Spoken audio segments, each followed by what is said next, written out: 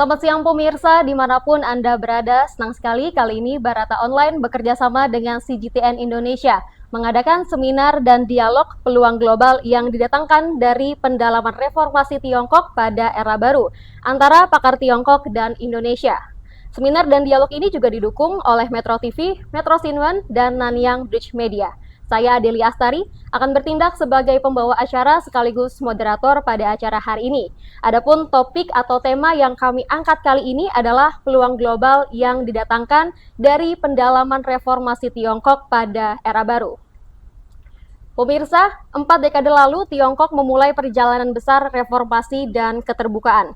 Reformasi dan keterbukaan Tiongkok juga memenuhi tren global menuju pembangunan, kerjasama, dan perdamaian. Selama 40 tahun terakhir, Tiongkok tidak hanya mewujudkan pembangunannya yang cepat dan sehat, tetapi juga memberikan kontribusi yang signifikan bagi tujuan mulia perdamaian dan pembangunan global. Tiongkok juga telah menjadi penstabil utama dan juga penggerak ekonomi dunia.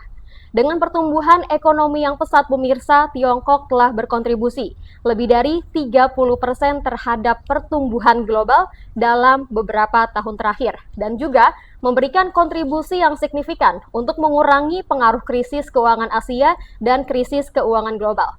Tiongkok saat ini menjadi mitra dagang terbesar bagi lebih dari 120 negara. Nah, bagaimanakah gambaran, pandangan, prospek, dan juga peluang yang bisa tercipta dan dimaksimalkan dengan pendalaman reformasi Tiongkok pada era baru ini? Para pakar yang berasal dari Indonesia dan Tiongkok yang hadir pada siang hari ini, baik yang hadir secara langsung di studio bersama saya maupun nanti yang akan bergabung via Zoom, akan memaparkannya untuk kita. Segera pemirsa, akan saya perkenalkan narasumber kita pada hari ini. Yang pertama dari pihak Tiongkok, ada Prof. Suliping, peneliti Institut Asia Pasifik dan Strategi Global Akademi Ilmu Sosial Tiongkok, yang nanti juga akan bergabung bersama kita melalui Zoom. Lalu yang sudah hadir di studio bersama kita pada hari ini, ada Ibu Veronica Sinta Saraswati, Head of International Relation Program, Institute for Indonesia-China Partnership Studies. Halo, selamat siang Ibu. Selamat siang. Apa kabar Bu? Sehat ya? Sehat. Oke. Selain ada Ibu Vero, berikutnya juga ada Bapak Sukron Makmun. Beliau ini Wakil Sekretaris Jenderal Perhati atau Perkumpulan Persahabatan Alumni Tiongkok Indonesia. Selamat siang Pak Sukron. Selamat siang, Mbak. Apa kabar Pak? Baik. Baik ya. Oke.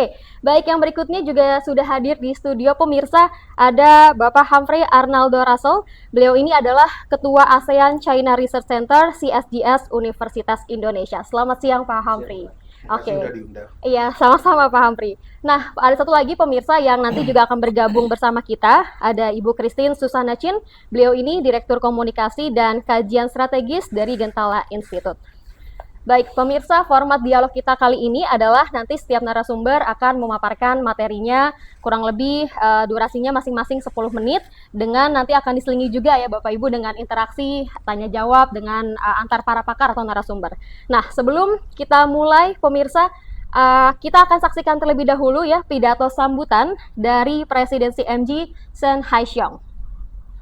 尊敬的各位嘉宾、各位朋友，今天我们相聚中国新时代深化改革的世界机遇全球对话会，我谨代表中国中央广播电视总台向大家表示热烈欢迎。广受世界关注的中国共产党20届三中全会刚刚在北京胜利闭幕，这是新时代中国的一个里程碑。在这里啊，我想同大家分享对这次全会的强烈感受。中国式现代化作为中国进一步全面深化改革的主题，在改革开放中不断推进，也必将在改革开放中开辟广阔前景。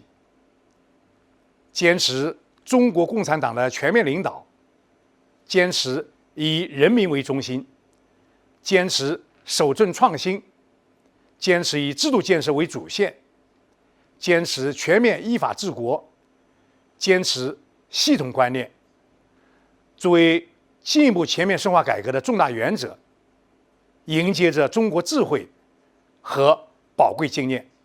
习近平主席指出，改革开放这场中国的第二次革命，不仅深刻改变了中国，也深刻影响了世界。新时代中国全面深化改革，是以中国式现代化全面推进民族复兴、强国建设伟业的关键一招，也必将为人类探索现代化道路和更好社会制度提供新助力，为世界各国发展提供新机遇，注入新动能。面对变乱交织的当今世界，面对机遇挑战并存的新一轮科技革命和产业变革，中国把改革摆在更加突出的位置。改革的步伐不会停滞，绝不搞偷工锻炼、小院高墙。中国将始终与世界深度交融、命运与共，以各国一道共同开创人类现代化事业的光明前景。作为当今世界体量规模最大、业务形态最多、覆盖范围最广的综合性国际传媒航母，中央广播电总台一直致力于讲好中国改革开放的故事，讲好中国式现代化的故事，积极架设中国与世界交流对话、互学互鉴的桥梁和纽带。我们积极担当媒体责任，持续推出的领航、征程、人类文明新形态、中国式现代化、中国式现代化万千气象等一大批精品力作，向世界展示中国式现代化的勃勃生机和精彩实践。我们积极推动人文交流，通过全球媒体创新论坛、全球伙伴机制以及春天里的中国全球媒体对话会等品牌项目，促进世界文明交流互鉴，为现代化道路上的同行者搭建极致共商的平台。我们积极拓展国际朋友圈，与文化机构、国际组织、各国智库等广泛开展合作，共同探讨和分享中国新时代深化改革的世界机遇，为实现和平发展、互利合作、共同繁荣的世界现代化贡献更大的力量。女士们、先生们、朋友们，为者长成，行者长志。期待我们进行坦诚而深刻的交流，携手共进，使命共担，共同推动构建人类命运共同体，开创人类社会更加美好的未来。预祝中国新时代深化改革的世界机遇全球对话会取得圆满成功。谢谢大家。Baik pemirsa, telah kita saksikan bersama pidato sambutan dari Presiden China Media Group, Shen Haisheng. Dan berikutnya pemirsa, kita akan mendengarkan pemaparan atau presentasi yang pertama yang akan disampaikan oleh Profesor Su Liping, peneliti Institut Asia Pasifik dan Strategi Global Akademi Ilmu Sosial Tiongkok. Prof. Su Liping, pemirsa akan memaparkan kepada kita mengenai sidang pleno ketiga Komite PKT ke-20 yang baru saja dilaksanakan beberapa waktu yang lalu, dan juga kesempatan-kesempatan kerjasama baru antara Tiongkok dan Indonesia. Mari kita saksikan bersama pemaparan dari Prof. Su Liping. Para hadirin yang saya hormati, nama saya Su Liping. Hari ini saya sangat senang dan mendapat kehormatan untuk bisa mengikuti acara Metro TV di Indonesia. Pertama-tama, izinkanlah saya dengan pantun Melayu menyatakan perasaan saya pada hari ini. Makan siang, makan malam, naunya tetap ikan asin. Izinkanlah saya ucapkan salam untuk para hadirin sekalian. Assalamualaikum warahmatullahi wabarakatuh. Salam sejahtera untuk kita semuanya. Topik hari ini saya mau membicarakan sidang pleno ketiga Komite Partai Komunis Tiongkok ke-20 dan kesempatan bekerja sama baru RRD dengan RI. Mungkin dengan waktu ini saya membicarakan topik yang tersebut ada 7 poin. Yang satu tentang arti penting sidang pleno kali ini. Sebagaimana diketahui umum 46 tahun yang lalu, sidang pleno ketiga Komite Sentral ke-11 PKT membuka periode sejarah baru dengan reformasi, keterbukaan, dan pembangunan modernisasi sosialis. 11 tahun yang lalu, sidang pleno ketiga Komite Sentral ke-18 PKT memulai era baru reformasi yang mendalam secara komprehensif dan memajukan reformasi melalui desain sistem secara keseluruhan, menciptakan situasi baru reformasi dan keterbukaan Tiongkok. Sidang pleno kali ini merupakan tongkat bersejarah secara komprehensif dan strategis dalam mendorong pembangunan negara kuat dan peremajaan bangsa melalui modernisasi anak Tiongkok.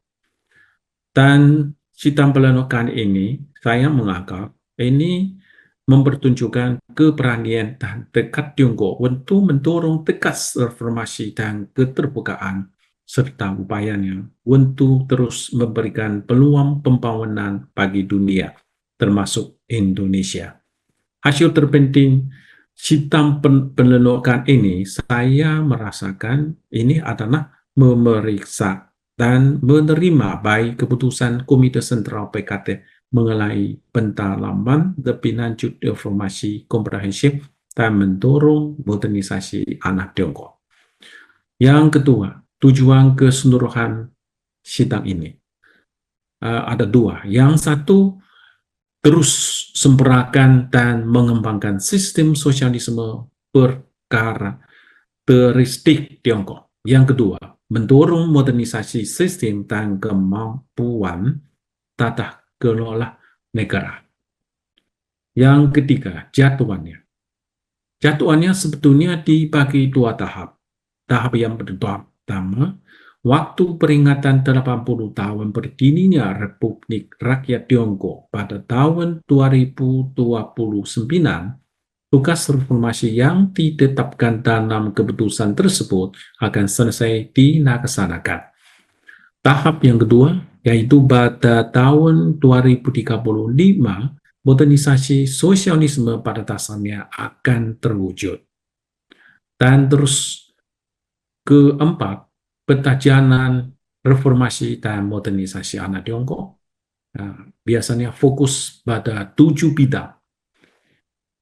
Yang pertama, berfokus pada pembangunan mekanisme ekonomi pasar sosialisme yang bertingkat tinggi. Yang kedua, berfokus pada pengembangan demokrasi rakyat yang menyeluruh dalam seluruh proses. Yang ketiga, berfokus pada pembangunan negara kuat budaya sosialis. Yang keempat, berfokus pada kualitas kehidupan rakyat. Yang kelima, berfokus pada pembangunan Tiongkok yang indah. Yang keenam, berfokus pada pembangunan Tiongkok aman dan bertingkat tinggi. Yang terakhir, berfokus pada peningkatan tingkat kepemimpinan partai dan kemampuan pemerintahannya, serta mendorong reformasi terus maju. Yang kelima, prinsip yang dipegang. Prinsip yang dipegang berasal dari pengalaman reformasi 40 tahun yang lalu. 6 prinsip sebagai berikutnya. Yang satu, menerapkan dan mempertahankan kepemimpinan partai. Yang kedua, prioritaskan rakyat. Yang ketiga, pertahankan keadilan dan inovatif. Yang keempat, mempertahankan pembangunan sistem. Yang kelima, mempertahankan tata kelola negara berdasarkan hukum. Yang terakhir, mempertahankan konsep sistem. Ini prinsip yang harus dipegang dalam reformasi dan mendorong modernisasi anak Tiongkok. Yang keenam, pedoman bagi pendalaman reformasi secara menyeluruh. Ini sebetulnya mencakupi 14 bidang, tapi kebanyakan bersangkutan membangun atau membentuk dan sempurnakan sistem. Ya, ada yang sistem ekonomi atau sistem integrasi, ada sistem apa maksudnya reformasi, keterbukaan, dan lain-lain. Yang terakhir, itu sidang pleno ketika ini bagaimana itu memperpengaruh terhadap bekerja sama RRD dengan RI. Saya rasanya mungkin ada beberapa aspek Indonesia dengan Tiongkok bisa melakukan kerjasama. Yang satu mungkin di bidang tata kelola negara. Dalam bidang ini saya rasanya titipannya pada hubungannya pasar dengan pemerintah. Ini sangat sulit bagi Indonesia dan Tiongkok. Tapi dari situ saya rasanya kedua belah pihak bisa bekerja sama. Ya, yang kedua bagaimana anti kemiskinan, anti korupsi juga ini merupakan tugas mirip ya bagi dua belah pihak. Kemudian yang bagaimana meningkatkan kemampuan kepimpinan partai ya karena dalam tata kelola negara peranan partai juga sangat penting. Ini yang pertama. Yang kedua di bidang kekuatan produktif berkualitas baru. Tentang konsepsi yang baru mungkin para pemirsa Indonesia mungkin kurang paham. Di sini saya secara detail menjelaskannya. Konsep tersebut mengutamakan teknologi tinggi, efisiensi tinggi, dan kualitas tinggi serta sejalan dengan filosofi pembangunan baru. Inovasi ilmu pengetahuan dan teknologi IPTEK adalah inti dari kekuatan produktif berkualitas baru. Ya, contohnya, aktivitas ekonomi di wilayah utara berketinggian rendah dipandang oleh banyak pihak sebagai industri baru yang strategis. Saya rasa mungkin ini sangat bermanfaat bagi di Indonesia karena Indonesia tetap banyak pulau kalau yang dengan teknologi yang tersebut saya rasanya pasti bisa mendorong transportasi antar pulau di Indonesia.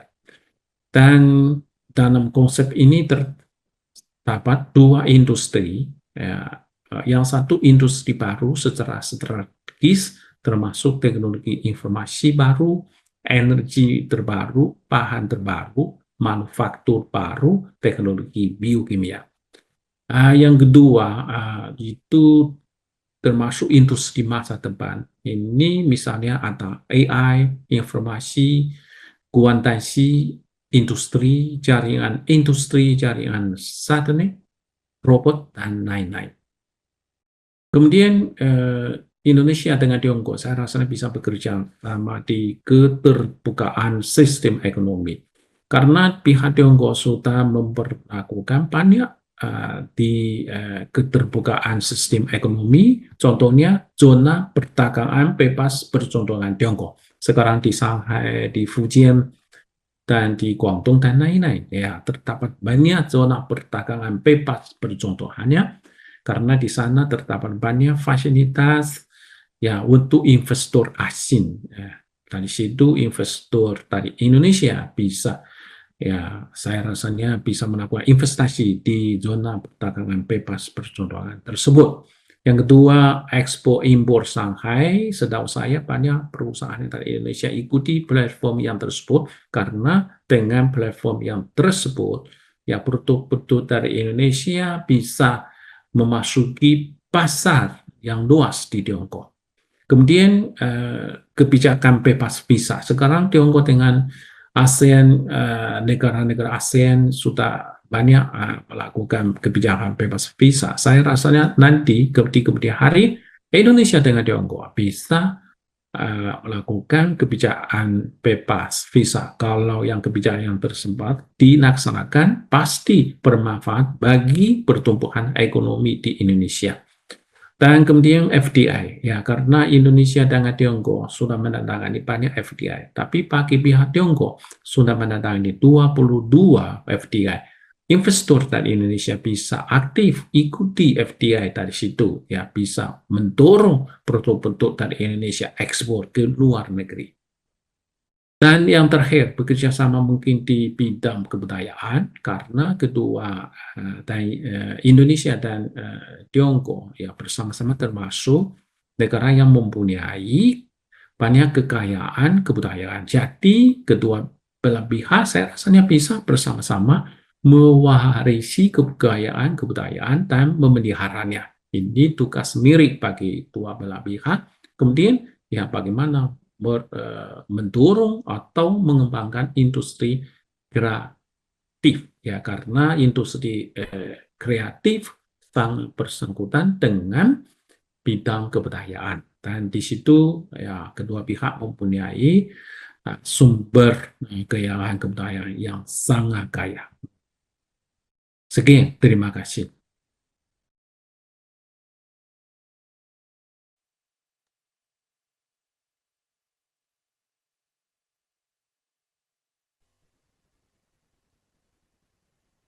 Kerjasama baru antara Tiongkok dan Indonesia.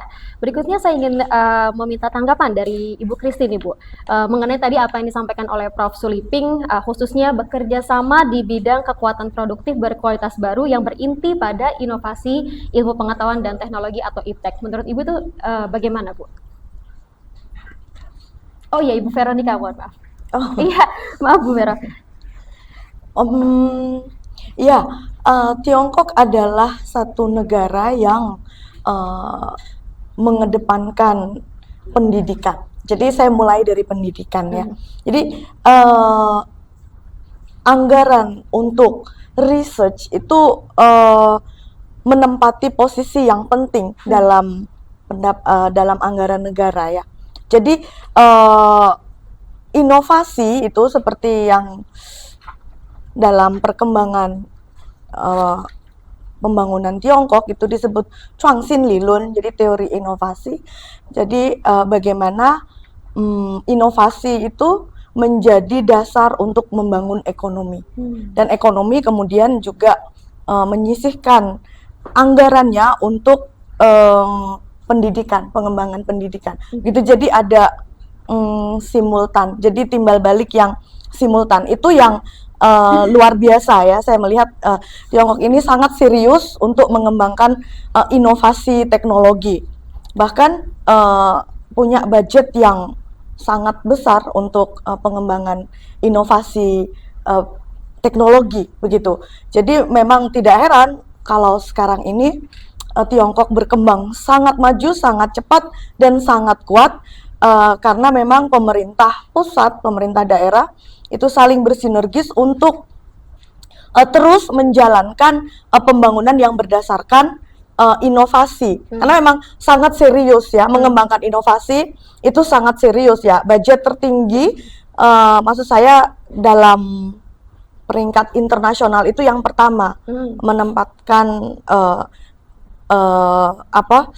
inovasi dalam budget negara itu yang dianggap sangat penting.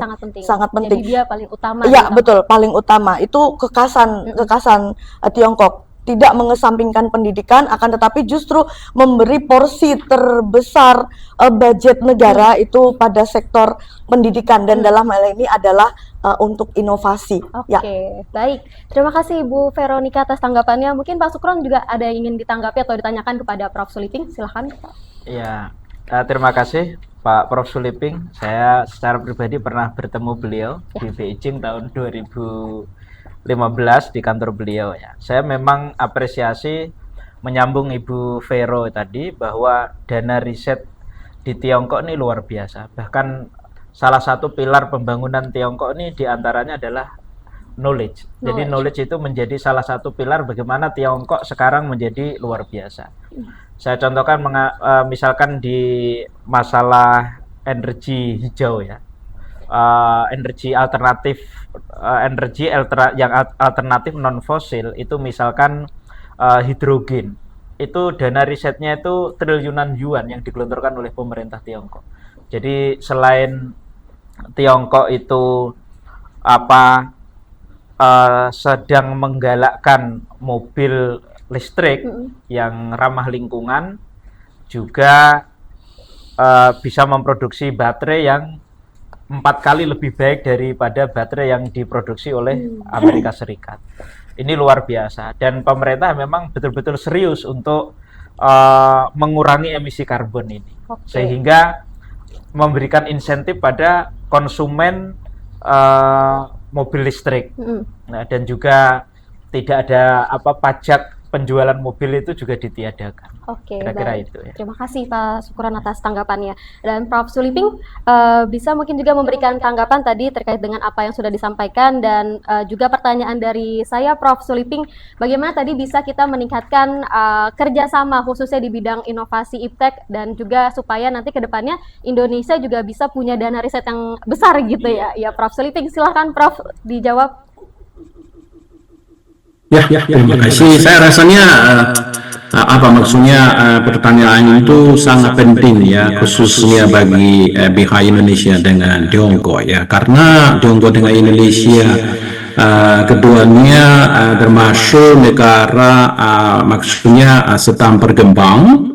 Jadi teknologi canggih saya rasanya sangat penting bagi kemajuan mereka. Tapi kalau yang bekerja sama di inovasi atau iptek, saya rasanya yang penting harus memperkuat kajian mendasar ya, karena setahu saya kalau bagi suatu negara, kalau yang teknologi canggih, yang paling canggih tidak boleh dijual dari luar negeri. Seperti sekarang di Amerika Serikat ya, mereka mempunyai banyak teknologi canggih tapi mereka blokir ya terhadap Tiongkok. Tiongkok tidak bisa membelinya. Jadi bagaimana Tiongkok jalan keluarnya harus maksudnya harus itu memperkuat itu dasar kajian kita diri sendiri. Maksudnya inovasi harus mempunyai kemampuan mandiri. Saya rasanya itu yang sangat penting.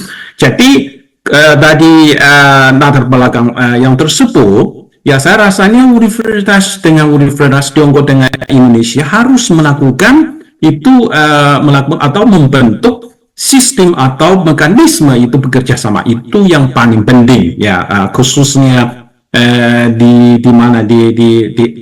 bidang iptek ya. Mungkin di kemudian hari saya rasanya Tiongkok dengan Indonesia kita bisa diperlancarkan itu tukar menukar itu mahasiswa dan mahasiswi, dan kemudian tentang maksudnya di kajian-kajian yang tersebut. Terima kasih.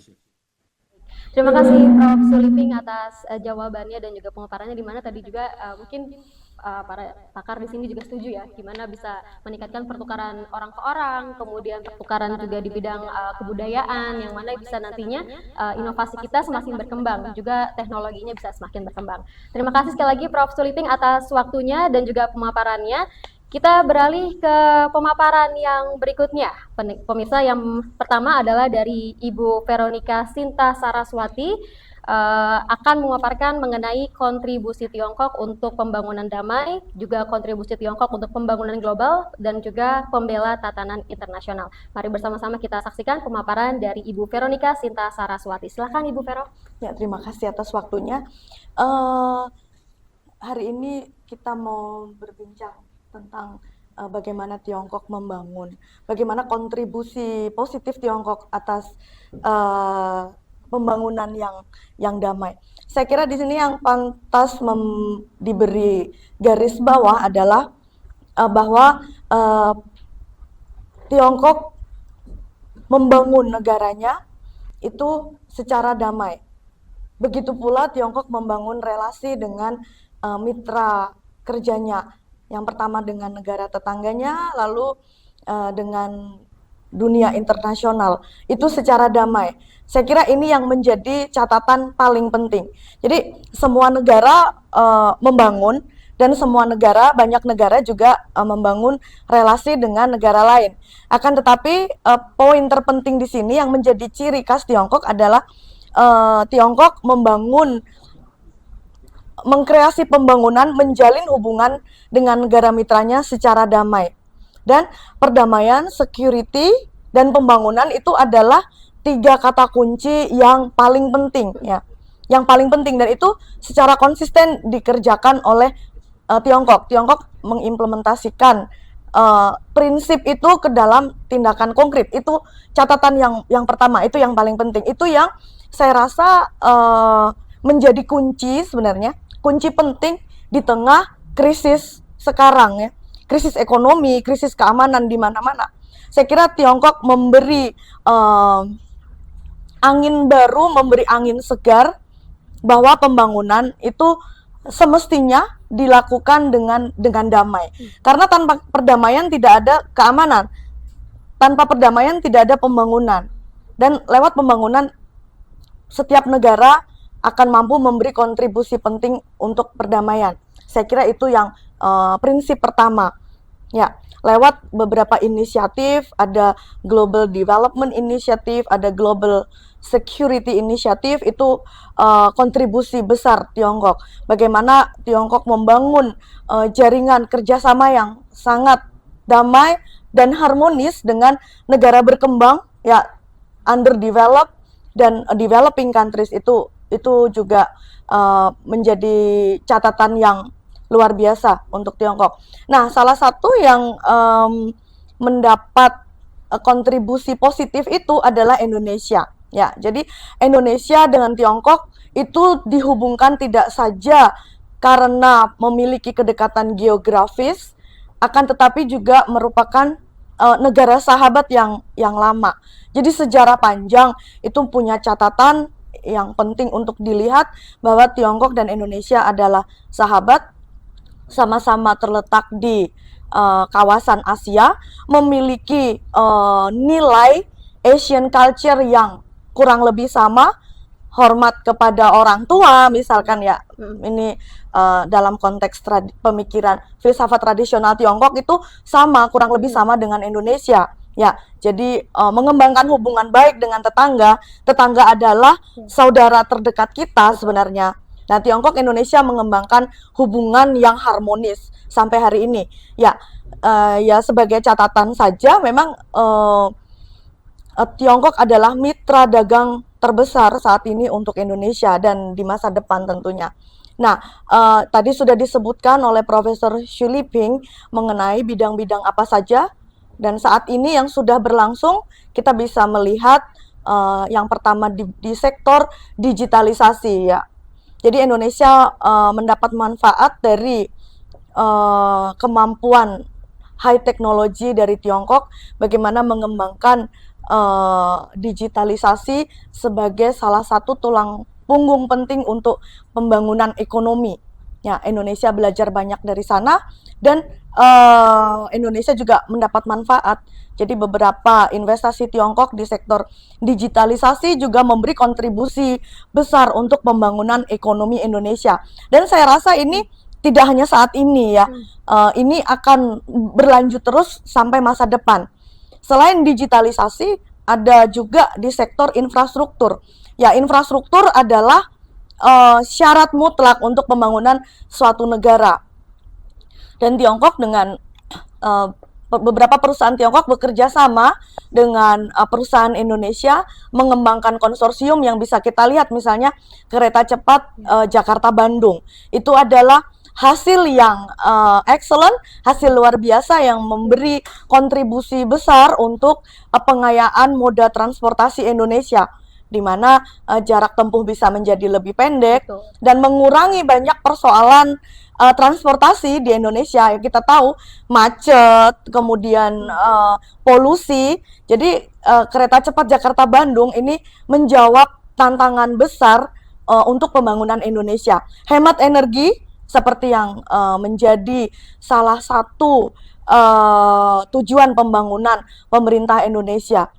Begitu. Jadi Tiongkok bersama-sama dengan Indonesia melakukan banyak hal ya untuk saling bekerja sama mewujudkan cita-cita pembangunan masing-masing negara. Seperti Indonesia, Tiongkok adalah mitra penting juga untuk sampai maksud saya membangun Indonesia mitra dagang penting, Indonesia mewujudkan Indonesian Golden di 2045. Ya, saya rasa Tiongkok tidak hanya mitra penting di sektor ekonomi perdagangan untuk Indonesia, kan, tetapi di kawasan ASEAN peran Tiongkok juga sangat besar. Ya, oleh karena itu selain di sektor ekonomi dan perdagangan akan lebih harmonis lagi. Salah satu cara untuk membangun hubungan yang semakin harmonis adalah mempererat kerjasama secara konkret di sektor teknologi juga. Jadi alangkah baiknya mahasiswa Indonesia, peneliti Indonesia juga membangun hubungan yang erat dengan Tiongkok di sektor teknologi. Karena seperti yang saya sebut di depan, Tiongkok punya keunggulan yang besar sekali untuk high technology, dan ini memberi manfaat untuk ekonomi Indonesia.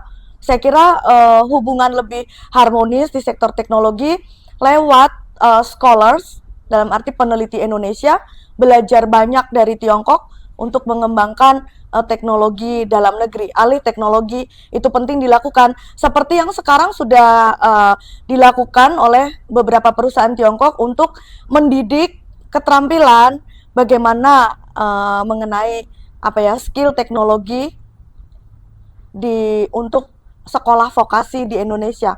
Jadi alih teknologi harus terus dilakukan, dan berterima kasih sekali pihak Tiongkok dengan murah hati membagi pengetahuan ini untuk Indonesia. Saya kira ini patut dihargai. Karena pendidikan itu tidak murah ya. Betul. Saya kira pendidikan tidak murah, dan Tiongkok dengan kelebihan yang dimiliki, dengan murah hati mau berbagi. Ya, mau berbagi itu juga kata kunci, itu prinsip penting untuk membangun pembangunan yang damai. Maka prinsip penting perdamaian, security, dan pembangunan adalah 3 kata penting prinsip pembangunan Tiongkok yang konsisten dikerjakan sampai sekarang lewat beberapa inisiatifnya. Ada Global Development Initiative, Global Security Initiative, dan saya sebutkan tadi seperti kereta cepat Jakarta-Bandung dalam mekanisme Belt and Road Initiative, itu memberi manfaat yang sangat besar, sangat positif, tidak saja untuk Indonesia, akan tetapi untuk masyarakat internasional. Ya, pembangunan yang damai itu ciri khas yang dimiliki Tiongkok. Tidak semua bisa mengerjakan, maksud saya tidak semua negara besar bisa mengerjakan, dan dalam hal ini Tiongkok mengerjakan dengan konsisten, maksud saya konsisten menjaga prinsip itu dalam membangun relasi dengan negara tetangga, relasi dengan negara berkembang dan miskin. Jadi sekarang negara berkembang dan negara miskin juga punya akses yang sama untuk teknologi. Ini yang hebat. Tidak hanya negara maju yang punya high technology, akan tetapi Indonesia sebagai negara berkembang juga bisa punya teknologi maju. Misalnya smartphone, lalu di sektor transportasi tadi, lalu bisa mengolah nikel, tidak raw material yang diekspor, akan tetapi bisa menjual produk jadi. Saya kira itu capaian yang sangat luar biasa. Indonesia sejak merdeka baru hari ini punya capaian yang sangat strategis dan menguntungkan masyarakat Indonesia, yaitu banyak data yang menunjukkan bahwa capaian pembangunan ini juga memberi income untuk pajak, pendapatan pajak Indonesia. Jadi banyak manfaat selain finansial untuk pendapatan negara di sektor pajak, juga transfer teknologi. Alih teknologi itu dikerjakan dengan baik. Banyak sekali manfaat yang didapat dari inisiatif pembangunan Tiongkok. Ya, selamat untuk Kongres Partai Komunis yang ke-20 di Beijing, dan saya rasa ini adalah konsolidasi politik domestik Tiongkok yang cinta damai, dan sangat berharap Indonesia Tiongkok akan semakin mempererat kerjasama di banyak sektor begitu. Baik, terima kasih Ibu Veronica Sinta Saraswati atas pemaparannya yang sangat menarik ya pemirsa, dan juga sangat informatif tentunya mengenai kontribusi Tiongkok untuk pembangunan damai, pembangunan global, dan juga pembela tatanan internasional. Kita beralih ke pemaparan yang berikutnya pemirsa, dari Bapak Sukron Makmun mengenai pembangunan hijau yang saat ini menjadi tren ya di seluruh dunia, dan juga dalam beberapa tahun terakhir Tiongkok telah mencapai kemajuan besar seperti yang kita ketahui di bidang inovasi dan teknologi seperti kendaraan listrik atau EV, kemudian juga ada baterai energi baru, juga ada fotovoltaik yang tidak hanya mendorong pertumbuhan ekonomi hijau di dalam negeri, tapi juga memberikan daya transformasi baru ya Pak bagi energi dunia. Nah, bagaimana Pak Sukron menilai kemajuan yang dicapai oleh Tiongkok ini dalam bidang inovasi dan teknologi energi terbarukan, dan mungkin inspirasi apa saja yang kita atau Indonesia bisa didapat dari pembangunan berkelanjutan yang dilakukan di Tiongkok? Silakan Pak Sukron. Terima kasih Mbak. Jadi ada beberapa hal yang perlu saya garis bawahi ya. Pertama, bahwa Tiongkok itu sebenarnya bisa menjadi role model dunia. Karena Tiongkok ini sebenarnya orang yang lebih talk less tapi do more, gitu ya. Hebat. Jadi kita ini kan di Indonesia masih bicara, misalkan di dunia Islam kita masih berbicara mengenai fikih lingkungan. Fikih itu Islamic Jurisprudence. Masih dalam tataran konsep dan wacana. Tetapi Tiongkok ini sudah selangkah ke depan. Meskipun kalau kita pergi ke Beijing atau saya pernah keliling ke Guangzhou, ke Cina bagian selatan, hampir semua Cina daratan, itu saya udah pernah jalan. Yang dulu Cina itu kan Tiongkok itu terkenal sekali sebagai negara yang sangat polusi. Kita bersepeda harus pakai masker kan. Tapi lihat sekarang nyaman sekali, apalagi kalau kita jalan ke Nanning. Ya. Jadi sudah bukan wacana, tetapi bagaimana mengurangi emisi karbon itu mereka sudah betul-betul jadi contoh. Dan Presiden Xi Jinping ini betul-betul ketat bagaimana emisi karbon itu harus betul-betul terkurangi ya di Tiongkok. Padahal Tiongkok itu kan sebenarnya bisa dikatakan negara maju, income per kapitanya sudah peningkatan income per kapita itu kan lebih dari 100% sebenarnya. Dan ini secara literal sebenarnya sudah mengalahkan Amerika. Industrinya luar biasa, tapi kenapa Tiongkok nggak mau disebut negara maju? Itu kan sebenarnya politis ya, karena yang penting, karena kalau dikatakan label sebagai negara maju punya konsekuensi logis. Ya, ini kan kaitan mengenai ya ini pinternya Tiongkok sebenarnya. Nah, Tiongkok hebatnya misalkan ya mengenai mobil listrik ya. Mobil listrik ini menjadikan tentunya eksploitasi kepada bumi ini juga berkurang kan. Karena kalau masih pakai BBM atau minyak itu kan eksploitasi terhadap sumber daya alam ini masih merugikan lingkungan. Dengan adanya mobil listrik, nah strateginya ini yang perlu kita lihat. Bagaimana pemerintah memberikan insentif, kemudian mempermudah pembelian mobil listrik. Kalau pakai mobil BBM itu kan harus diundi. Betul. Ya, dan sekian orang hanya sekitar 12.000. Dibatasi. Ya, dibatasi. Sementara yang pengen itu 100.000. Kemudian pajak penjualannya juga dikurangi. Kemudian mengenai ini perlu kita contoh juga, orang Indonesia misalkan itu kan selalu buru-buru di mana-mana kan. Kalau pakai mobil biasa itu kecepatan tinggi. Nah, di Tiongkok dengan mobil yang maksimal kecepatan itu 60 km per jam, itu mengurangi ini juga otomatis mengurangi kecelakaan. Nah, kalau itu diberlakukan di Indonesia, kecelakaan itu bisa terminimalisir. Betul. Orang Indonesia itu kan sering ya, pokoknya terkesan nih buru-buru, meskipun kalau janjian ya sering telat juga gitu. Nah, tapi dengan mengurangi kecepatan mobil batas maksimal itu 60%, iya kan? 60 km per jam, otomatis kecelakaan itu juga bisa berkurang. Nah, kemudian mengenai solar energy atau fotovoltaik, itu juga bisa dicontoh bahwa kalau kita menggunakan batu bara, alam kita tuh banyak rusak. Betul. Lah Tiongkok sebenarnya itu kan penghasil batu bara terbesar. Tapi kenapa bangun smelternya tuh di tempat lain, ini kan pinter dia.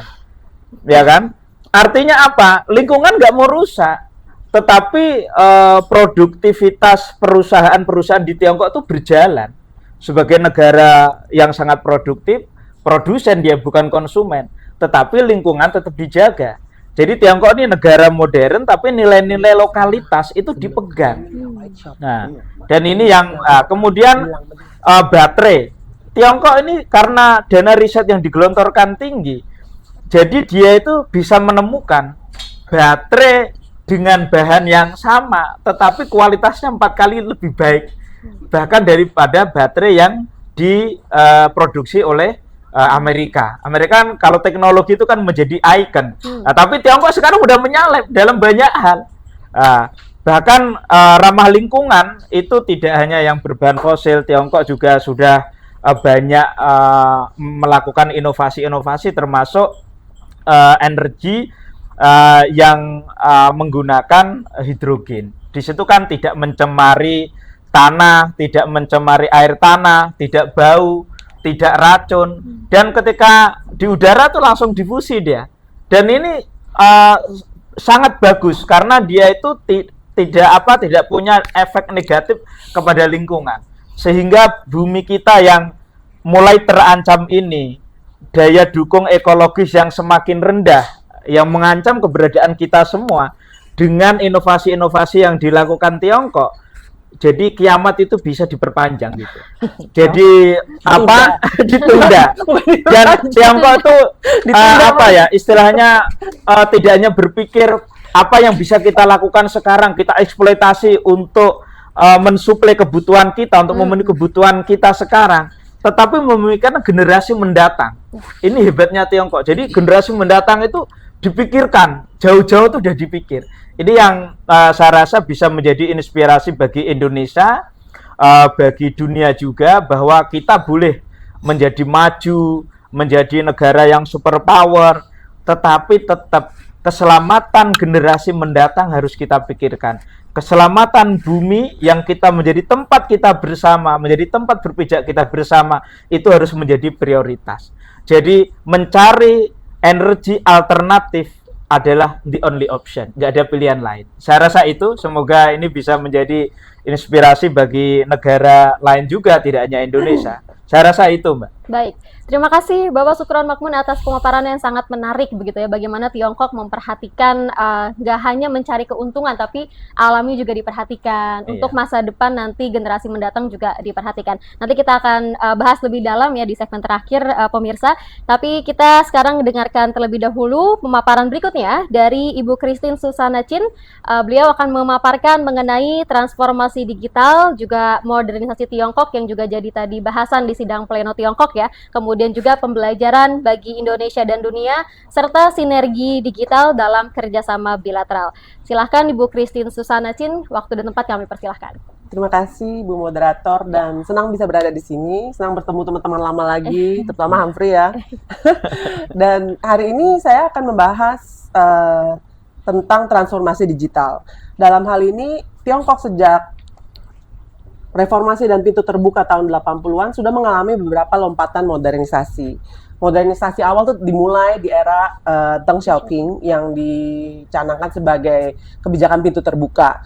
Dan di sana kemudian Tiongkok melakukan modernisasi yang beralih dari negara yang berbasis pada agrikultur menjadi berbasis pada industri, dan kemudian setelah beberapa dekade berikutnya akan menjadi apa yang kita tahu sekarang sebagai pabriknya dunia gitu kan. Sekarang kalau kita kemana-mana, mana sih yang bukan made in China gitu kan, HP kita lah apa segala macam. Dan ini juga sesuatu hal yang terjadi di merambah ke seluruh dunia, dan signifikansinya buat Indonesia adalah karena waktu itu Indonesia sendiri meskipun relatif terlambat ya tanda kutip dalam menormalisasi hubungan dengan Tiongkok di tahun 90, tapi itu juga di masa di mana Indonesia sendiri mulai masuk di era ekonomi yang didorong oleh konsumsi. Dan pergerakan ekonomi yang didorong oleh konsumsi ini mendapat istilahnya insentif dari produk-produk murah yang dihasilkan oleh Tiongkok saat itu tahun 90-an. Ya kita mungkin sekarang ingatnya Xiaomi ya, Huawei gitu kan yang produknya keren-keren. Tapi kalau misalnya tahun 80-90-an, hal-hal kecil seperti peniti, pensil, karet penghapus dan lain-lain itu rata-rata adalah buatan dari Tiongkok yang murah dan kemudian bisa dibeli secara meluas gitu di masyarakat, tidak cuma di Indonesia tetapi juga di kawasan. Itu adalah tingkat modernisasi, termasuk modernisasi awal. Tapi kali ini terutama setelah kita melihat dari dekade dimulainya inisiatif sabuk dan jalan itu Belt and Road Initiative, ini Tiongkok memasuki era modernisasi tahap berikut. Dalam arti penekanan pada transformasi teknologi digital dan dorongan untuk mendukung kekuatan produktif baru sebagaimana sudah dicanangkan oleh pertemuan-pertemuan kepemimpinan di Tiongkok, terutama dari pertemuan plenum ketiga yang tadi sudah dijabarkan oleh Profesor Xu Liping, itu semakin menekankan posisi kekuatan dari digitalisasi di dalam proses pembangunan ekonomi Tiongkok. Pembangunan yang tidak melihat angka, dalam arti kan kita mengejar-ngejar, angkanya harus 2 digit lah, bagaimana. Tapi tidak melihat angka, tapi melihat pada kualitas. Jadi tidak pada kecepatan, tapi dilihat dari kualitas. Dan ini yang saya lihat selama ini dari Tiongkok yang bisa kita tarik pelajarannya. Dari beberapa sektor modernisasi terbaru Tiongkok ini dengan transformasi digital, ada beberapa sektor yang menonjol. Manufacturing, agrikultur, layanan kesehatan, layanan informasi, sektor keuangan, dan juga logistik, mulai dari pengiriman dan juga lain sebagainya. Tapi mungkin karena keterbatasan waktu dan juga saya ingin memprioritaskan pada agenda Indonesia ya. Dalam arti Indonesia saat ini sedang menghadapi tantangan, ada resiko kita akan menghadapi deindustrialisasi, di mana sektor manufaktur kita yang sebenarnya sudah cukup maju, tapi mengalami stagnanisasi. Dan ada resiko perlambatan yang kemudian akan membuat masyarakat menengah di Indonesia itu pendapatannya jadi mandek ya. Kemajuannya akan lebih diperlambat. Nah, dari sektor ini makanya saya ingin menarik pelajaran dari sektor manufaktur di Tiongkok yang kita bisa tarik pelajarannya, di mana kemudian transformasi digital itu didorong secara agresif oleh pemerintah di Tiongkok. Kita bisa lihat dari beberapa inisiatif, contohnya Made in China 2025. Dalam arti mereka akan mencanangkan produk buatan dalam negeri, semua serba buatan dalam negeri, tapi yang high quality dan didorong oleh faktor-faktor produksi yang berkualitas tinggi. Mulai dari misalnya Xiaomi ya, yang dulu cuma jualan HP, sekarang tiba-tiba udah jualan TV, mobil, EV yang secara kualitas boleh bersaing dengan Tesla, tapi dengan harga lebih murah. Sampai kemudian sampai kemudian produk-produk kesehatan, terutama untuk lansia, anak muda dan lain sebagainya. Dan juga ada yang namanya inisiatif manufaktur cerdas, di mana pemerintah itu mendorong proses digitalisasi untuk semua level produksi di sektor industri manufaktur. Semua produksinya, level produksi itu didorong.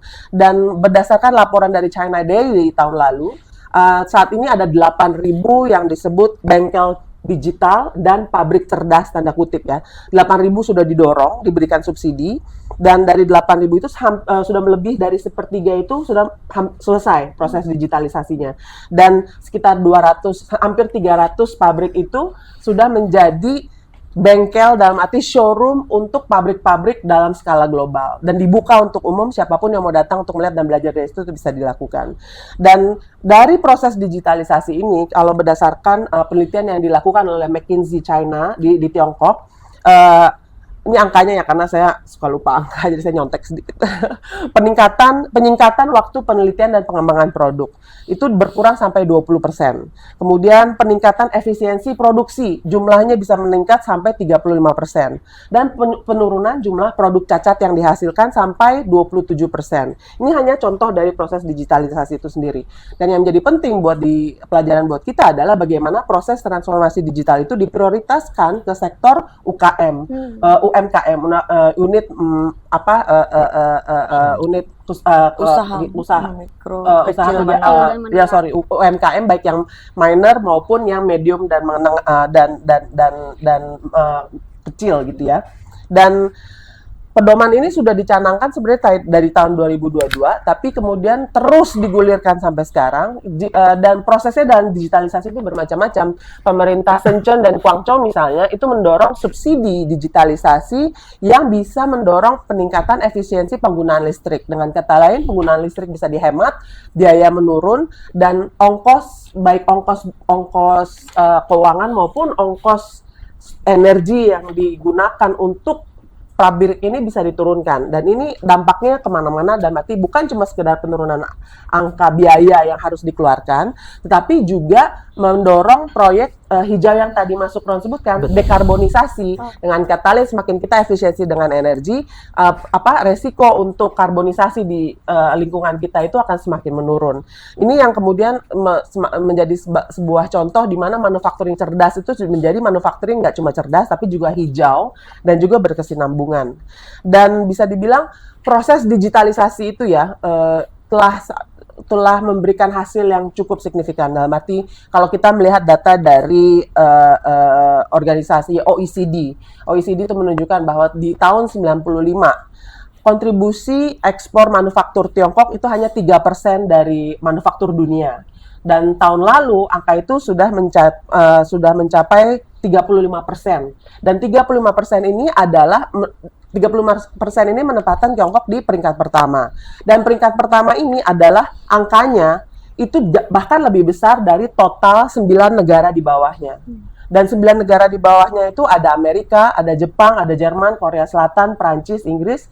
Dan ini ada satu kabar baik yang ingin saya sampaikan juga, bahwa tahun lalu berdasarkan informasi yang disampaikan oleh Kementerian Perindustrian, waktu itu Menteri Industri yang mengatakan bahwa Indonesia akhirnya masuk top 10. Walaupun angkanya 1,7% ya, dan berarti ya kalau Tiongkok 35%, kita 1,7%, mungkin jauh kesannya, tapi kan bahwa kita bisa nembus 10% top 10 itu kan sudah indikasi bagus. Dan ini saya pikir perlu didorong lebih jauh dengan sinergi yang lebih strategis dengan Tiongkok, karena tadi kan kita udah sebutkan ya, dalam arti Tiongkok ini dari tahun 80-an sudah kemudian mendorong transformasi modernisasi dia dan transformasi digitalnya untuk menjadi pabrik dunia. Tapi saat ini dengan adanya kendala-kendala dalam negeri, mulai dari aging population, dalam arti populasi yang menua, kekurangan sumber daya manusia yang usia produktif, makanya mereka mendorong digitalisasi yang bisa membantu produktivitas. Tapi di saat yang bersamaan, biar gimana pun dia akan butuh tenaga kerja baru yang mungkin bisa menjadi target sinergi kita. Dalam arti TKI Indonesia, tenaga kerja Indonesia adalah tenaga yang masih fresh, masih muda, dan populasi kita justru adalah populasi yang muda berseri gitu, kayak Mbak ini gitu. Jadi ini adalah kesempatan sebenarnya, dan dari kamu juga dong, kamu juga dong. Dan ini sebenarnya ada potensi, karena apa? Jadi saya mengharapkan dalam arti gini, jika dulu Tiongkok sudah bergerak di ekonomi yang berbasis pada ekspor, sedangkan Indonesia itu berbasis pada konsumsi, kedepannya nanti akan ada dorongan di mana Tiongkok sendiri ingin berubah jadi berbasis konsumsi, sedangkan Indonesia maunya berbasis ekspor, supaya UKM-UKM padat karya diberi kesempatan dan diberi kesempatan untuk memproduksi dan mengekspor produk-produk. Jadi diharapkan adalah bagaimana kita bisa menjaring investasi dari Tiongkok yang selama ini sudah berkomitmen untuk transfer teknologi dan pemberdayaan manusia untuk berinvestasi di Indonesia dan menjamin supaya teknologi digitalisasi yang mereka sudah ada selama ini di Tiongkok ditransfer ke Indonesia. Tenaga kerja Indonesia dilatih untuk bisa mengoperasikan perangkat-perangkat maju itu, untuk kemudian nanti diberikan, kemudian digunakan pada misalnya kebutuhan layanan kesehatan di Tiongkok, untuk layanan manula, misalnya layanan keluarga dan lain-lain, dan istilahnya membuka pintu untuk tenaga kerja Indonesia untuk bisa mengakses pasar Tiongkok. Ini hanya salah satu contoh ya, dalam arti bagaimana kemudian digitalisasi, transformasi digital di Tiongkok itu bisa kemudian dibawa ke dalam sinergi kerjasama bilateral dan mendorong proses di Indonesia juga untuk kemudian bisa mendorong kerjasama bilateral yang sambil saat yang bersamaan juga mendorong perekonomian kedua negara dan juga pada akhirnya mendorong ke ekonomi regional juga, karena baik Indonesia dan Tiongkok adalah dua negara yang punya andil dan punya posisi yang sangat penting dalam supply chain di regional. Jadi kalau misalnya ada dorongan dari Indonesia dan dari Tiongkok itu, kawasan di Asia Tenggara juga akan maju. Tapi saya nggak akan menyebut tentang Asia Tenggara terlalu banyak ya, karena ini ada pakarnya di sini. Saya agak malu kalau nyebut-nyebut dikit. Tapi intinya di sana gitu ya. Dan saya berharap semoga diskusi kita hari ini juga bisa mendorong ya potensi kerjasama bilateral kita, terutama dalam aspek transformasi digital dan modernisasi kedua negara. Baik. Terima kasih. Ibu Christine Susana Cina sudah memaparkan ya bagaimana menariknya transformasi digital yang sudah dilakukan oleh Tiongkok sehingga bisa menyasar ke banyak bidang, dan harapannya nanti ke depannya ada sinergi dengan Indonesia ya Bu Christine ya. Baik, dan kita akan beralih dulu ke pemaparan berikutnya pemirsa ya, dari Bapak Humphrey Arnaldo Russell. Beliau ini akan memaparkan kepada kita berkisar pada topik reformasi Tiongkok dan kontribusinya bagi penguatan kerjasama Tiongkok ASEAN, baik secara domestik ya di dalam negeri di Indonesia maupun regional atau kawasan. Silakan Pak Humphrey. Ya, terima kasih Mbak. Yang pertama, saya makasih sudah diundang sebagai pembicara. Selain itu, senang juga ketemu sama Mbak Christine, sahabat saya, Mbak Christine, Mas Sukron, dan juga Mbak Vero. Kita bicara reformasi di Tiongkok kan sudah dijalankan sejak Deng Xiaoping ya. Betul. Masih sudah berjalan. Dan kita tahu bahwa fakta-fakta menunjukkan sejak Presiden Xi Jinping berkuasa, ada peningkatan signifikan dalam hal pengaruh Tiongkok di berbagai aspek. Presiden Xi Jinping sendiri setelah dilantik November 2012, beliau kan berkunjung ke Shenzhen. Kunjungan domestik pertama dia. Dia melakukan kunjungan itu, dia pergi ke Shenzhen dan dia memberi pesan kepada masyarakat Cina bahwa dia akan continue melanjutkan apa yang sudah dilakukan oleh Deng Xiaoping. Apa yang dilakukan adalah dia taruh bunga di taman perunggunya Deng Xiaoping dan dia bilang bahwa reformasi akan terus berjalan, perubahan akan terus dilanjutkan. 2013 beliau menekankan bahwa reformasi yang harus dilakukan itu terkait dengan korupsi, bicara tentang pembangunan berkelanjutan, dan juga satu lagi tentang bagaimana isu-isu lingkungan. Apa yang dia sebutkan di situ kemudian dijewantakan. Kita tahu di ruang publik seringkali juga isu korupsi. Semua masyarakat Indonesia itu seringkali mencontohkan Cina ketika ada kasus korupsi di sini. Kita lihat di semua lini masa, di diskusi-diskusi ruang publik, di pesan-pesan pendek. Kalau orang korupsi dihukum mati aja. Dan itu dilakukan. Bahwa Tiongkok, Presiden Xi Jinping, dia konsisten melakukan itu. Itu menginspirasi. Yang pertama. Yang kedua, isu lingkungan. Saya dan Mbak Christine kita pernah di Beijing. Di Beijing itu, pada masa itu, kita sulit sekali melihat langit biru. Sekalinya kita melihat langit biru adalah ketika ada pertemuan APEC. Atau habis hujan. Yes, APEC itu biru. Karena semua industri di sekitar Beijing itu kemudian diminta untuk stop produksi. Ada pembatasan beberapa kendaraan untuk tidak melintasi di Beijing. Saya ingat betul satu waktu ada suatu tokoh dari Cina bilang bahwa kalau kita mau maju, sekaya apapun kita, semakmur apapun kita, tapi kalau kita tidak bisa memperhatikan bagaimana mereduksi efek dari isu lingkungan, kita nggak bisa melakukan. Cina maju, Cina jadi negara yang modern, tapi kita harus dealing juga dengan isu-isu lingkungan. Xi Jinping melakukan itu dan kita tahu sekarang bahwa Tiongkok adalah negara nomor 1 untuk energi terbarukan. Betul. Tiongkok 2023 sudah menjadi negara eksportir mobil, mengalahkan Jepang. Itu tidak akan bisa terjadi kalau reformasi itu tidak dilakukan secara domestik. Selain itu, karena reformasi yang dilakukan oleh Presiden Xi Jinping, kita lihat tahun 2021 dalam pidato itu Presiden Xi Jinping juga menyampaikan kan bahwa dalam 8 tahun periode pemerintahnya beliau, dia sudah mengangkat lebih dari 100 juta masyarakat miskin di Tiongkok. Data World Bank tanggal 1 April 2022 itu menyebutkan dalam 40 tahun pembangunan Cina, reformasi Cina, udah 800 juta masyarakat Cina itu diangkat dari garis kemiskinan. Bayangin, 40 tahun. Indonesia ini, kita udah merdeka udah 70 tahun. Masih banyak penduduk miskin. Berarti ada yang salah kan? Kita mestinya nggak usah malu belajar dari Cina. Karena kita nggak bisa malu belajar dari Tiongkok. Karena apa yang mereka lakukan itu juga akhirnya bermanfaat bagi masyarakat domestiknya. Saya baca bukunya si Kei Eugene. Kei Eugene itu profesor dari LSI. Bapaknya kalau nggak salah presidennya ASEAN Development ASEAN itulah dia profesor. Dia bilang gini. Jadi dulu zaman dia masih SD, dia baca puisi itu, baca buku-buku itu masih pakai lilin. Itu 30 tahun lalu.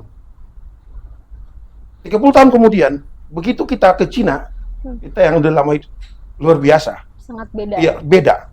Itu nggak mungkin terjadi kalau reformasi itu tidak dijalankan secara sungguh-sungguh.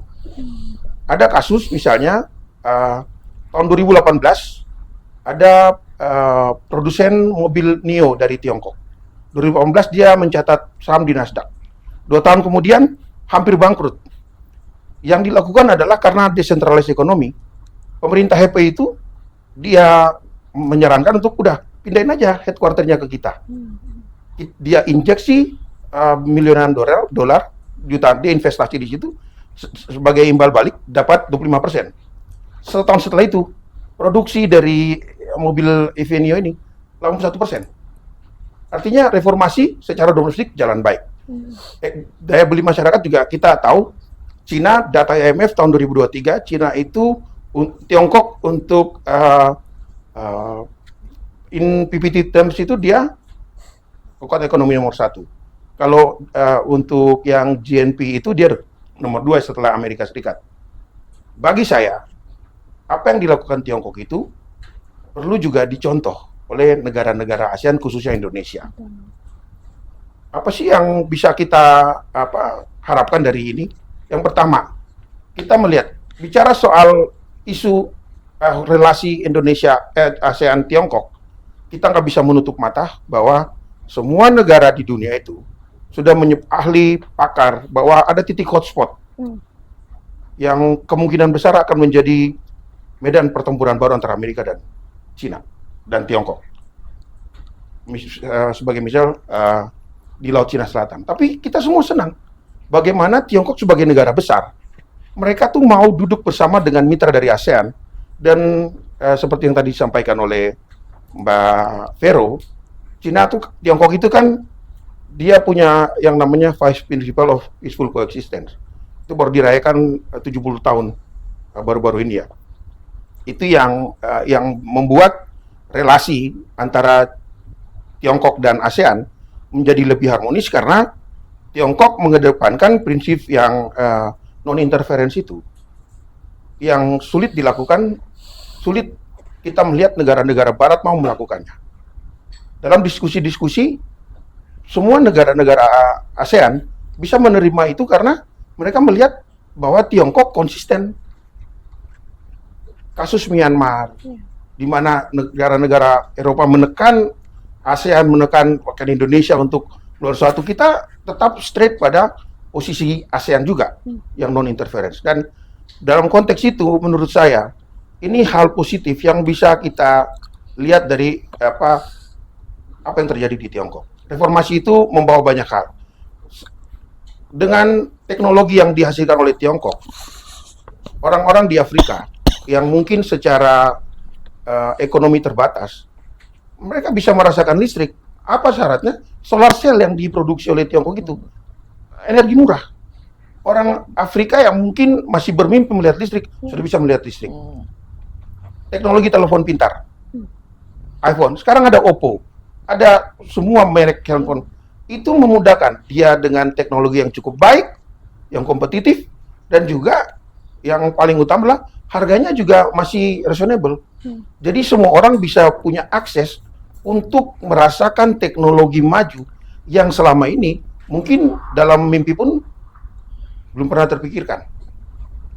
Di sisi ekonomi dengan ASEAN misalnya, reformasi ekonomi di Tiongkok itu juga Presiden Xi kan juga di 2013 ketika kunjungan dia bicara di Parlemen Indonesia kan dia juga menawarkan Community with Shared Future for Mankind, ASEAN China itu ya, bahwa mengedepankan respect, mutual respect, terus prinsip kesetaraan dan seterusnya.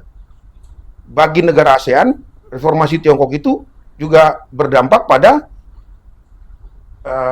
relasi kedua entitas ini.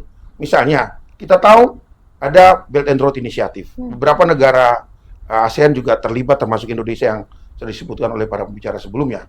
Manfaatnya ada manfaatnya. Cuma memang harapan saya ke depan itu akan lebih banyak lagi kerjasama yang bisa dilakukan. Sehingga negara-negara ASEAN memang merasa bahwa reformasi yang dilakukan di Tiongkok itu berdampak positif bagi kawasan. Karena masa depan kawasan ini tidak tergantung pada Amerika atau Eropa.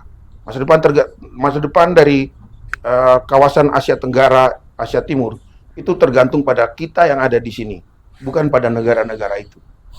Dan penting juga mau saya garis bawahi bahwa semua negara, apalagi tahun ini Cina ASEAN kita building heart to heart ya, ada friendship. Itu harus diperkuat ya. Saya setuju dengan pembicara sebelumnya soal kerjasama bidang ekonomi, tentang penelitian, budaya dan seterusnya. Sehingga kemajuan Tiongkok itu tidak menjadi hanya untuk Tiongkok saja. Sebagaimana yang disampaikan oleh Presiden Xi Jinping. Semua negara itu merasakan dampaknya. Seperti yang dibilang sama Mbak Vero tadi kan, tahun 2023 dia Global Development Initiative, Global Security Initiative, dan Global Civilization Initiative. Itu disampaikan kan 3 proposal Xi Jinping, karena saat ini kita tahu di dunia internasional itu terlalu kalau bahasa Prancisnya liberal international order gitu ya, yang lebih western cara berpikirnya. Kan hidup ini di dunia ini, kita ini kan mayoritas negara ini bukan hanya negara-negara barat saja. Mayoritas dari negara-negara yang hidup di dunia kita ini kan negara-negara yang juga negara-negara selatan, mayoritas. Nggak bisa segala hal itu disuarakan hanya untuk kepentingan mereka. Nah, dalam hal ini makanya saya sangat sepakat dengan apa yang sering disampaikan oleh Presiden Xi Jinping, termasuk 3 global inisiatifnya ya, dan juga Community with a Shared Future for Mankind. Setahu saya 7 negara ASEAN sudah tanda tangan dengan China terkait Community with a Shared Future for Mankind itu ya. Dan semoga apa yang sudah dihasilkan oleh Tiongkok, kita juga dengan ASEAN China kan sudah punya Comprehensive Strategic Partnership ya, sudah lebih tinggi. Dan dengan Amerika belum. Udah sama. Oh, akhirnya finally. Ya, Soalnya saya dengar ya Pak Luhut kan protes juga kan soal hal ini gitu. Nah, saya satu sama tapi isinya nggak tahu. ya. Soal isi nanti biar Pak Kiai yang jelaskan. Biasanya Pak Kiai biasa bicara yang isi. Kita yang di luar aja. Tafsir jago beliau kan. Pak Kiai itu kan ahli ilmu tafsir. Nah, menurut saya itu sih. Yang itu yang menurutku penting untuk Tiongkok dan ASEAN bisa bersama-sama. Dan yang paling penting, ini kan kita ada orang NU, ada Mas Sukron ya. Jadi Tiongkok itu negara besar. Dalam tradisi Asia, biasanya orang besar itu dia melindungi adik-adiknya. Harapan saya Tiongkok bisa memainkan peran itu. Tiongkok itu adalah anggota Dewan Keamanan Dunia. Jadi isu-isu yang di Asia, kita ini bukan negara anggota tetap Dewan Keamanan PBB, itu mungkin bisa disuarakan oleh Tiongkok agar konsistensi yang disampaikan oleh Presiden Xi Jinping itu benar-benar bisa terbukti dalam pengejawantannya. Mungkin itu, Mbak. Oke. Baik, terima kasih Pak Humphrey atas pemaparannya terkait dengan tadi sudut pandang adopsi praktik-praktik dari Tiongkok yang bisa ditingkatkan untuk kerjasama dengan Indonesia maupun dengan ASEAN. Dan kita masuk ke sesi diskusi ya Bapak dan Ibu, dan juga tanya jawab. Mungkin yang pertama yang ingin saya tanyakan adalah tadi kita bicara soal Indonesia Emas 2045 dari Bu Christine, kemudian juga kendaraan listrik, kemudian juga ada diversifikasi ekonomi ya, dan Pak Humphrey juga menyampaikan soal ASEAN. Bagaimana sih sebenarnya Pak langkah pertama pemerintah Indonesia yang harus dikuatkan untuk bisa meniru gitu ya, atau barangkali menyusul Tiongkok dalam hal ekonominya supaya lebih bagus ke depannya? Dan menurut Bapak dan Ibu sendiri, seberapa penting kita menguatkan sumber daya manusia? Karena kalau bicara teknologi, kalau manusianya pun tidak bisa, ini pasti akan kesulitan ya, gitu ya Pak. Jadi seperti apa tanggapannya? Mungkin bisa dimulai dari Ibu Vero dulu. Silakan Bu.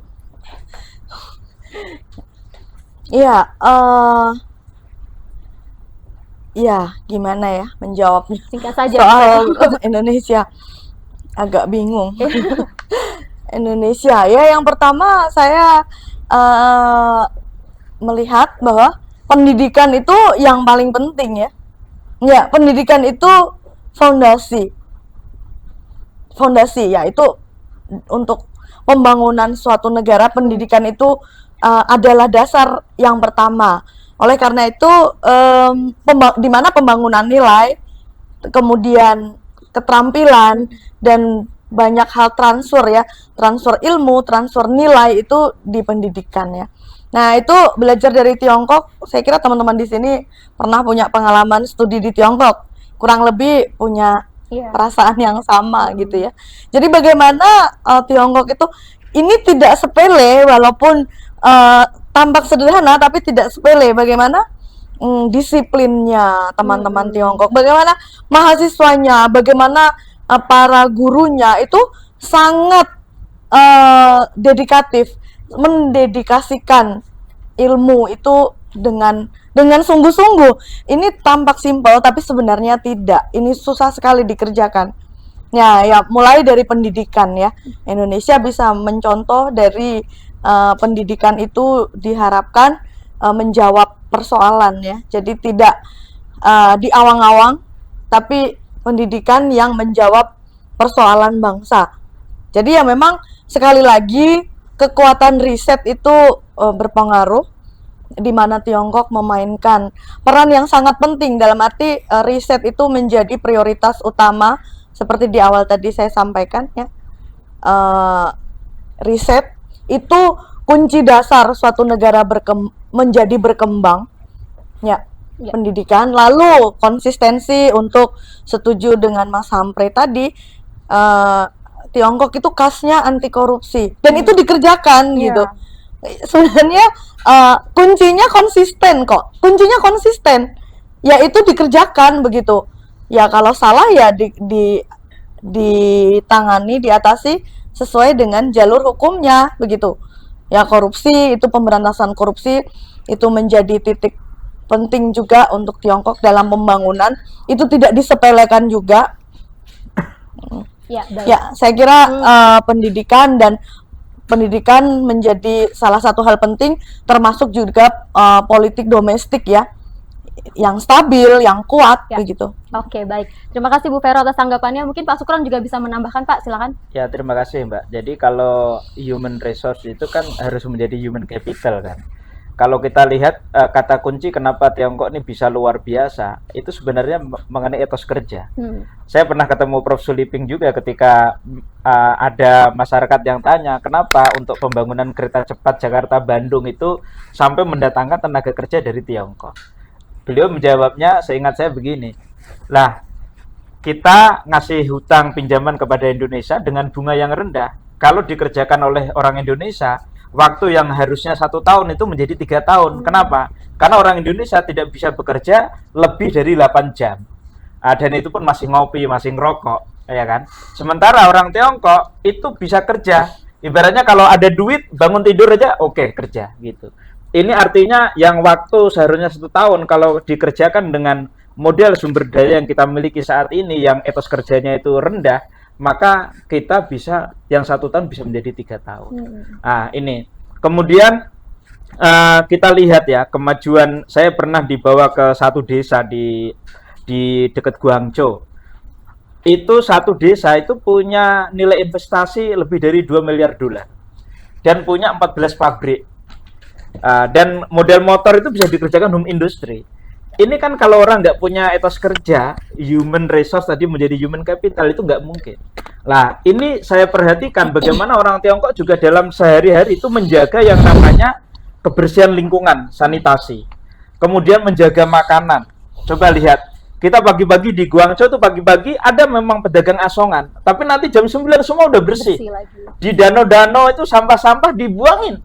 Ini kan bagaimana kesehatan orang, bagaimana bisa menjadi, kan pikiran yang sehat itu lahir dari jiwa yang sehat, dari badan yang sehat. Fisik yang sehat itu kan dari sanitasi. Kemudian makanan. Nah, di kita itu kan bagaimana orang misalkan, mohon maaf ya, kita kadang makan makanan tuh yang penting karbonnya tinggi. makan Indomie tambah nasi gitu ya, cireng tanpa menganikan protein, Pak. Ininya apa Enak gizinya? Indomie. Iya, gizinya itu apa kurang diperhatikan ya. Orang Tiongkok nih dari segi makanan, lingkungan, kemudian etos kerjanya luar biasa. Maka tidak heran bahwa tahun 80 orang Tiongkok itu makan apa sabun itu dibagi dua. Untuk mandi berdua, satu sabun dibagi dua. Sekarang luar biasa. Iya, kita lihat di Beijing kalau melihat pulpen itu Montblanc ya, itu yang harga 7 juta udah banyak, mobil-mobil mewah udah banyak. Itu kan karena etos kerja, kira-kira itu. Oke, baik. Terima kasih Pak Sukron atas tanggapannya. Mungkin Ibu Christine juga tadi apa langkah pertama pemerintah yang mesti kita kuatkan gitu untuk bisa menyerap peluang-peluang yang diberikan dari Tiongkok gitu, Bu.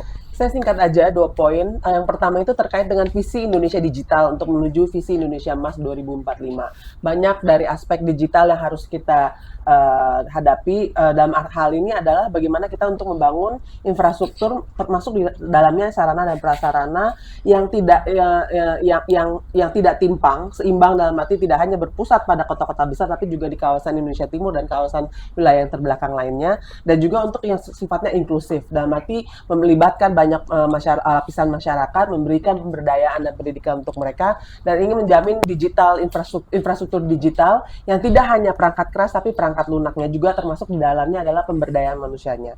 Dan yang kedua itu adalah terkait dengan bagaimana kita mengelola informasi, karena marak sekali terutama terkait dengan isu yang tentang Tiongkok itu adalah banyak misinformasi dan disinformasi. Jadi saya pikir peran seperti Barata Online ya dan juga Metro TV atau media-media lainnya itu punya andil besar untuk memastikan supaya ada informasi yang seimbang dan juga adil dan juga konstruktif dan mendidik untuk masyarakat Indonesia secara luas untuk memahami. Tentunya Tiongkok nggak sempurna ya, banyak kekurangan-kekurangannya. Kekurangan itu pun kita bisa belajar dari situ. Itu juga yang dilakukan oleh Tiongkok, belajar dari kesalahannya. Kenapa kemudian ada Belt and Road Digital, Belt and Road Hijau, dan lain-lain. Karena dia menerima masukan dan kritik dari negara-negara peserta Belt and Road, sehingga mereka terus bisa maju. Dan kita harus bisa belajar di situ juga. Saya yakin Indonesia untuk menuju Indonesia Emas 2045 akan bisa mencapai itu, karena kemauan kita untuk belajar juga tidak kecil. Baik, terima kasih Ibu Christine atas tanggapannya. Dan terakhir dari Pak Humphrey nih Pak, menurut Bapak apa saja yang harus ditingkatkan dan juga langkah pertama apa yang harus dikuatkan? Kemudian nanti bagaimana bisa Indonesia maupun ASEAN mengadopsi praktik-praktik terbaik dari Tiongkok untuk memperkuat ekonomi domestik dan regional? Silakan Pak Humphrey. Kalau bagi saya Indonesia khususnya, yang pertama kita harus belajar dari Tiongkok bahwa dalam menyusun segala sesuatu itu harus yang long term. Goal kita harus dan konsisten untuk menjalankannya. Jangan tiap ganti pemerintahan kita ganti kebijakan. Sekarang nanti ganti pemerintahan dari 34 jadi 40-an. Itu menurut saya nggak maksimal. Dan apa benar yang dikatakan oleh Ci Christine tadi bahwa kita Tiongkok itu ketika misalnya ketika Presiden Xi Jinping pertama kali menggagas tentang Community for Common Destiny, ketika ada kritik dari berbagai pihak soal istilah itu, diganti langsung. Mereka mengadopsi, dia menerima itu. Dibikin jadi Community with Shared Future for Mankind. Artinya kan mereka terbuka. Dan yang kedua, meritokrasi. Kita nggak bisa bantah bahwa sistem meritokrasi di Tiongkok itu yang terbaik. Jadi siapapun yang jadi pemimpin di Tiongkok itu bukan karbitan. Jadi itu penting supaya jadi pemimpin itu bisa bertanggung jawab, bisa melakukan sesuatu yang menjadi mimpi dari semua anak bangsa. Jadi harapan saya kita belajar dari Tiongkok untuk bisa konsisten menjalankan program-program yang sudah dilakukan oleh presiden terdahulu. Jangan tiap ganti presiden ganti program, tiap presiden ganti program. Korupsi juga belajarlah dari Tiongkok. Kalau memang harus dihukumati, hukumati aja. Itu menurut saya ya. Oke, baik. Terima kasih Pak Humphrey atas Sama-sama, tanggapannya Mbak. juga Terima kasih Ibu untuk Vero, Bapak Sukron Mahmud, dan Ibu Christine yang juga tadi pemirsa sudah banyak memberikan paparan kepada kita bagaimana kita bisa memanfaatkan peluang yang didatangkan dari pendalaman reformasi Tiongkok pada era baru ini. Dan semoga harapannya tentu Tiongkok dan Indonesia ke depannya semakin banyak melakukan kerjasama di berbagai bidang, tidak hanya di bidang ekonomi ya, tapi juga teknologi, inovasi, pertukaran orang ke orang, dan lain sebagainya. Baik pemirsa, demikianlah seminar peluang global yang didatangkan dari pendalaman reformasi Tiongkok pada era baru antara pakar Tiongkok dan Indonesia kali ini. Semoga apa yang telah kami sampaikan, kami diskusikan hari ini bisa menjadi gambaran ataupun informasi bagi kita semua dalam mengambil keputusan. Saya Adelia Astari, terima kasih atas atensi Anda pemirsa. Masing-masing dari kita boleh berbeda, namun tetaplah berusaha untuk mencapai tujuan bersama untuk Indonesia. Sampai jumpa. Terima kasih Bu Vero. Terima kasih. Terima Ya. kasih.